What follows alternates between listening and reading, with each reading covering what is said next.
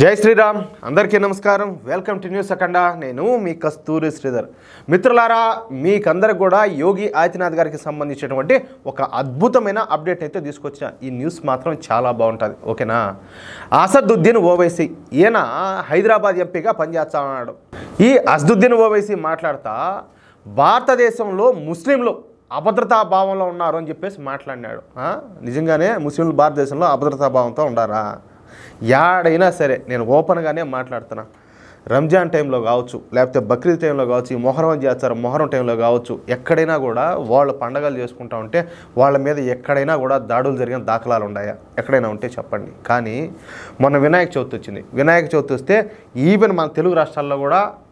దాడులు జరిగినాయి ఏది వినాయక చవితి మండపాల మీద హిందువుల మీద అదేవిధంగా తర్వాత వచ్చేసి దసరా వచ్చింది దసరా సమయంలో కూడా అదేవిధంగా జరిగింది నిన్నగాక మొన్న రాయచోట్ల ఏం జరిగిందో చూసినాం ఇట్లా దేశవ్యాప్తంగా ఎక్కడో చోట ఏదో ఒకటి జరుగుతూనే ఉండాలి ఓళ్ళు ఇంకా హిందువుల మీద దాడులు చేస్తున్నారు కానీ వాళ్ళు ఏడయ్యా అభద్రతా భావంలో వాళ్ళు ఏడారు చెప్పండి వాళ్ళు హ్యాపీగా వాళ్ళు ఏదైతే అనుకున్నారో వాళ్ళు ఏదైతే చేయాలనుకుంటారో దానికి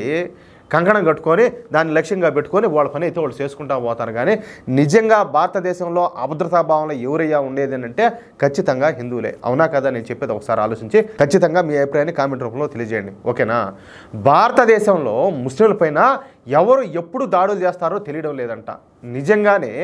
భారతదేశంలో ముస్లింలు ప్రమాదంలో ఉన్నారో ఉత్తరప్రదేశ్లో అయితే మరీ దారుణం ముస్లింలను అతి దారుణంగా అణిచేస్తున్నారంట ఈ అసదుద్దీన్ ఓవైసీ తీవ్రమైనటువంటి వ్యాఖ్యలన్నీ కూడా చేసినాడు మొసల కన్నీళ్ళు కూడా గార్చినాడు అందుకు సమాధానంగా మన యోగి ఆదిత్యనాథ్ గారు మాట్లాడతా అంటే అల్లలు సృష్టించింది ముస్లింలు కాబట్టి వాళ్ళను చూస్తూ కూర్చోవాలా ఈ దేశంలో అల్లలు ఎవరు సృష్టిస్తున్నారు ఎవరిపైన రాళ్ళు వేస్తున్నారు ఎవరు రెచ్చగొట్టేటటువంటి ప్రసంగాలు చేస్తున్నారు ఎవరు జిహాదీలు చేస్తున్నారో అందరికి కూడా తెలుసు నేను ఇప్పుడు సూటిగా మాట్లాడుతున్నా 100 హిందూ కుటుంబాలు ఉన్న చోట ఒక ముస్లిం కుటుంబం ప్రశాంతంగా ఉండగలుగుతుంది కాలు మీద కాలు వేసుకొని దర్జాగా ఆ ముస్లిం కుటుంబం జీవించగలుగుతుంది కానీ 100 ముస్లిం కుటుంబాలు ఉన్న చోట ఒక్క హిందూ కుటుంబం బతకగలుగుతుందా ప్రశాంతంగా కనీసం ఈ ఒక కుటుంబం అనే మాట పక్కన పెట్టండి కనీసం 50 హిందూ కుటుంబాలు ఉన్నా కూడా జీవించగలుగుతాయా అంటే సగం వాళ్ళు సగం వీళ్ళు ఉన్నా కూడా ప్రశాంతంగా జీవించగలుగుతారా ఖచ్చితంగా జీవించలేరు అందుకు ఉదాహరణ బంగ్లాదేశ్ పాకిస్తాన్లో హిందువుల పరిస్థితి ఎలా ఉండాలి అంతెందుకు ఇప్పుడు బంగ్లాదేశ్లో హిందువుల పరిస్థితి ఎట్టుండాలి అసలు ముస్లింలు హిందువులను బ్రతకనిస్తున్నారా ఏదో నోటికొచ్చింది మాట్లాడటం కాదు ఎవరిపైన దాడులు చేస్తున్నారో నిజం తెలుసుకొని మాట్లాడంటూ ఈ అసదుద్దీన్ ఓవైసీని మన యోగి ఆదిత్యనాథ్ గారు గట్టిగా ప్రశ్నించారనమాట మిస్టర్ ఓవైసీ దేశంలో ముస్లింలు ప్రమాదంలో లేరు వాళ్ళను ఓటు బ్యాంకుగా ఉపయోగించుకున్నటువంటి రాజకీయ నాయకులే ప్రమాదంలో ఉన్నారు షబ్బాష్ ఈ మాట అయితే మళ్ళీ చెప్పినారు మేము అన్ని మతాల పట్ల సమాన దృష్టితో సమదృష్టితో ఉన్నాం ఉత్తరప్రదేశ్లో శాంతి భద్రతలు కాపాడడం నా బాధ్యత అల్లర్లు చేసే వాళ్ళపైన కఠిన చర్యలు తీసుకోవాల్సిన అవసరం అయితే ఖచ్చితంగా ఉండాలి అంతేగాని గొడవలు చేసింది ముస్లింలు అని చెప్పేసి ఊలిపెట్టమంటావా ఏంది అసదుద్దీన్ ఓవైసీ లాంటి నాయకులు గుప్పిడి ఓట్ల కోసం కకృతిపడి ఇలాంటి వ్యాఖ్యలన్నీ కూడా చేస్తూ ఉంటారు సమాజంలో ఈ విద్వేషాలన్నీ కూడా రెచ్చగొడతా ఉంటారు ఎవరు ఎన్ని మాట్లాడినా సరే నేను మాత్రం చేసేదైతే చేసి తీరుతా ఎవరైనా కానీ అల్లర్లకు పాల్పడితే ఖచ్చితంగా కఠిన చర్యలు అయితే తీసుకుంటాను శాంతి భద్రతలను కాపాడడం ముఖ్యమంత్రిగా అది నా బాధ్యత అది నిర్వహించలేనప్పుడు నేను ముఖ్యమంత్రిగా ఉండి ఇంకేం ప్రయోజనం ఉండదని చెప్పేసి ఆయన చాలా అద్భుతంగా మాట్లాడినాడు అసలు ముస్లింలపైన హిందువులు దాడి చేస్తారని చెప్పేసి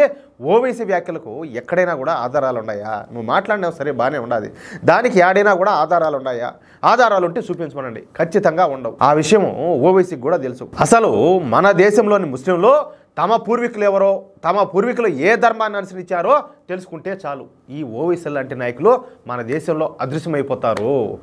భారతదేశంలో హిందువులు మెజారిటీగా ఉన్నంతకాలమే ఈ దేశం మనుగడలో ఉంటుంది అన్న విషయం ముస్లింలు తెలుసుకోవాలంటూ యోగి ఆదిత్యనాథ్ గారు ఈసారి సూటిగా మాటలు తోటాలు పీల్చారు యోగి ఇచ్చినటువంటి సమాధానంతో అసలు ఓవైసీ నుంచి ఇంతవరకు అయితే రిప్లై లేదు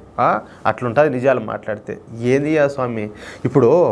ఎవరైతే దాడులు చేస్తారో ఎవరైతే దారుణాలన్నీ చేస్తారో వాళ్ళే తిరిగి మాపైన దాడులు జరుగుతున్నాయంటే ఇంక దానికి ఏం చెప్పాలా ఏం మాట్లాడాలా అర్థమే కావడంలే ఇక్కడ నేను మీకు ఇంకొక విషయం చెప్పాలా వీళ్ళ తమ్ముడే అక్బరుద్దీన్ ఓవైసీ ఆయన మాట్లాడినాడు. 15 నిమిషాలు టైం ఇచ్చిదే పోలీసు వాళ్ళ పక్క పోతే మేమేదో చూపించామని చెప్పి మాట్లాడినాడు. తెలీదా మీకు? ఎవరు అభద్రతా భావంలో ఉండేదా? మీకు 15 నిమిషాలు ఇచ్చే ఏం చేద్దాం అనుకున్నారు? ఈ అక్బరుద్దీన్ ఓవైసీ చెప్పినటువంటి మాటలను పట్టుకొని ఆ పార్టీ నాయకులు చాలా మంది ఆ 15 నిమిషాలు ఆ 10 నిమిషాలు అని చెప్పేసి మాట్లాడిన మాటలు చాలానే ఉన్నాయి, చాలా మంది మాట్లాడినారు. ఎవరు అభద్రతా భావంలో ఉన్నారు అంటే పోలీసుల పక్కన పోతే ఏం చేద్దామని, హిందువులను ఏం చేద్దామని అంటాలే అంటే మరొక పాకిస్తాన్లోనూ మరొక బంగ్లాదేశ్లోనూ ఆడ ఏది కాశ్మీర్లో చేసినట్టు చేద్దాం అనుకున్నారు భారతదేశం అంతా కూడా. నిజంగా చెప్తున్నాం కదా, మళ్ళీ అభద్రతా భావంలో ఉండేది ఎవరు అంటే హిందువులే. కానీ మా ముండగొర్రెలు కొన్ని ఇంకా తెలుసుకోలేక ఇంకా అది ఎందుకులే అట్ట అధ్వానపు బతుకుతున్నారు, ఎందుకు విలువ లేని బతుకుతున్నారు, లేకపోతే ఇవన్నీ మాట్లాడుతున్నారా, ఇంత సీన్ ఉన్నదా? మా వాళ్ళు వాస్తవాలు ఏందో తెలుసుకోలేక ధర్మం కోసం బతికే ఆ నీతి అనేది లేక నీతి తప్పిపోయి ఆ రక్తం ఏడనో ఎప్పుడో ఏదో తప్పుదారి పట్టింది. దానివల్ల ఏంటంటే ఈ కల్తీ ముండా కొడుకులంతా ఈ కల్తీగానే బతున్నారు. అట్టుండాది. మిత్రులారా, ఈ న్యూస్ కనుక మీకు నచ్చినట్లయితే ఖచ్చితంగా ఈ న్యూస్ నలుగురికి షేర్ చేయండి. అలాగే ప్రతి ఒక్కరు కూడా ఈ వీడియోకి సంబంధించి మీ యొక్క అమూల్యమైన అభిప్రాయాలను తప్పనిసరిగా కామెంట్ రూపంలో తెలియజేయండి. అలాగే ఇంతవరకు మీరు కనుక మన ఛానల్ని సబ్స్క్రైబ్ చేసుకున్నట్టయితే ప్రతి ఒక్కరూ మన ఛానల్ సబ్స్క్రైబ్ చేసుకోండి, సపోర్ట్ చేయండి ప్లీజ్. జై శ్రీరామ్.